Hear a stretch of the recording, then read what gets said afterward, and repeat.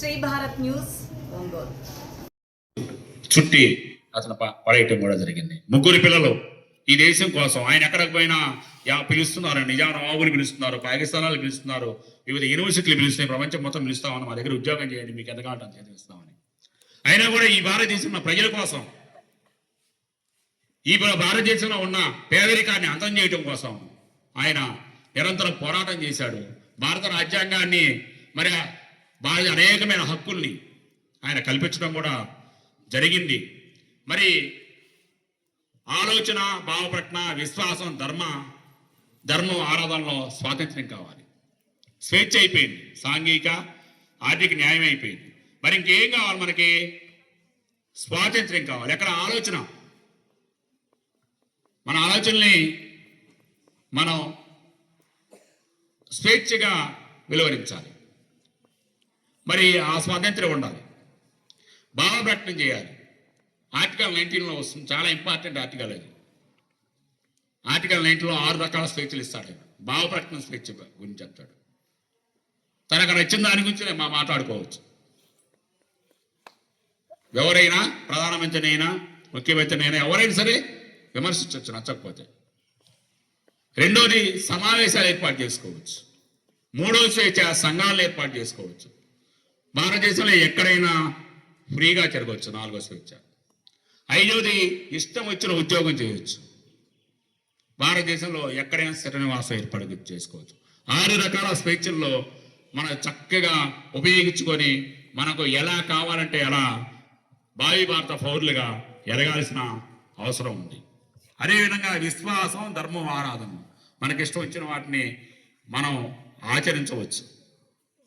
ఇక సమానత్వం, ఎక్కడ సమానత్వం కావాలి?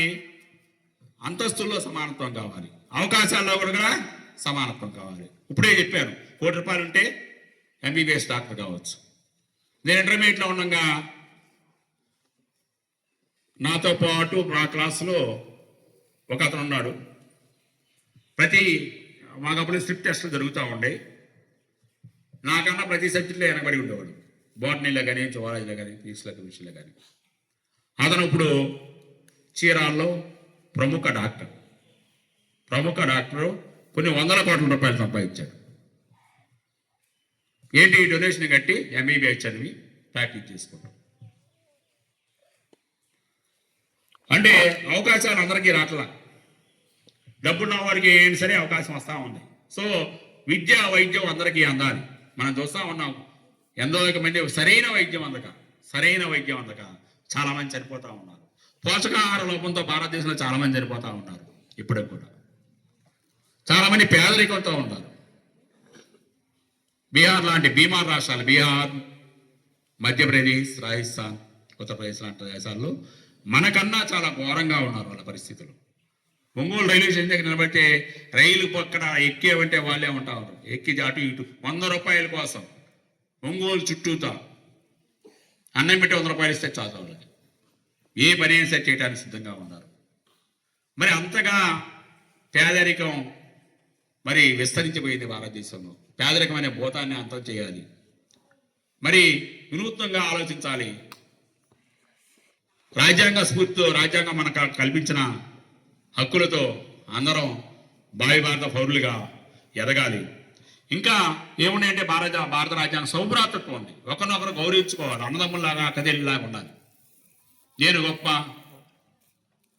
మీరందరూ నా కింద అనిగమనిగా ఉండాలి అనే ఉండకూడదు. అందరూ సౌభ్రాతృ ఫ్రెటర్నిటీని కలిగి ఉండాలి అని చెప్తా ఉన్నాయి. మరి ఇలాంటి గొప్ప గొప్ప అంశాలు మొత్తం ఒక్క పేజీలోనే చేస్తున్నాయి. ఇవన్నీ కూడా ఈ ఒక్క పేజీలో వస్తాయి. చదవండి, మళ్ళా చదవండి, బట్టి పెట్టండి, ఫాలో అవుతూ ఉండండి. మరి ఆర్టికల్ 51 AHలో కూడా బాబాసాహెబ్ అంబేద్కర్ చెప్తా ఉంటాడు, మూఢనమ్మకాలని వ్యతిరేకించాలి, మూఢనమ్మకాల్ని ప్రశ్నించాలి. ప్రశ్నిస్తేనే ప్రగతి సాధ్యం అవుతూ ఉంటుంది. వాడు అడుక్కుంటానికి వచ్చి మన దగ్గరికి జాతకం చెప్తా ఉంటాడు. వాడు అడుక్కునేవాడు వచ్చి మన దగ్గరికి జాతకం చెప్తా ఉంటాడు. పని చేయలేని వచ్చి పారాసైట్గా, పనాన్న బుక్కుడుగా బరికే వాళ్ళు వచ్చి మన గురించి జడ్జిమెంట్లు చేస్తూ ఉంటారు. మరి వీళ్ళని నమ్మకూడదు. గాల్లో దీపం పెట్టి దేవుడా దేవుడు అంటే ఉపయోగం లేదు. ఖచ్చితంగా మూఢనమ్మకాలను వ్యతిరేకించాలి. రాజ్యాంగ స్ఫూర్తితో అందరూ మరి భావి భారత పౌరులుగా అత్యున్నత స్థానాన్ని చేరుకోవాలి. దానికి ఉదాహరణ డాక్టర్ బిఆర్ అంబేద్కర్. ఆయన 14వ వాడు ఆయన ఇంట్లో. మరి చెప్పుకున్నాం, ఇంట్లో 14వ వాడు, సరైన ఆహారం లేదు, సరైన ఒక చిన్న గదిలో ఉండేవాళ్ళు. అయినా కూడా వాళ్ళ నాన్నకానికి ఏముండేదంటే చదువుకుంటే బాగుంటుంది, చదువుకుంటే గొప్ప వాళ్ళు కావచ్చు, చదువుకుంటే ఎవరైనా సరే గొప్ప వాళ్ళు కావచ్చు, అవకాశాలు వస్తాయి, అంతస్తు మారిద్ది, ఖచ్చితంగా మీ పర్సనాలిటీ మారిద్ది, ఎవరికైనా సరే పర్సనాలిటీ మారిద్ది. మరి అంబేద్కర్ని మరి ఆదర్శంగా తీసుకొని ఆయన రాజ్యాంగ స్ఫూర్తితో అందరం కూడా మరి ఒకరినొకరు గౌరవించుకుంటూ ఒకరికొకరు ఎదగటానికి మరి ఒకరికొకరు ఎదగడానికి ప్రయత్నిస్తూ మరి సరైన పౌరులుగా, భారతదేశ పౌరులుగా ముందుకు వెళ్ళాలని ఈ సంవిధాన్ దివాస్ రోజున బాబాసాహెబ్ అంబేద్కర్కి నివాళులు అర్పిస్తూ థ్యాంక్ యూ సో మచ్.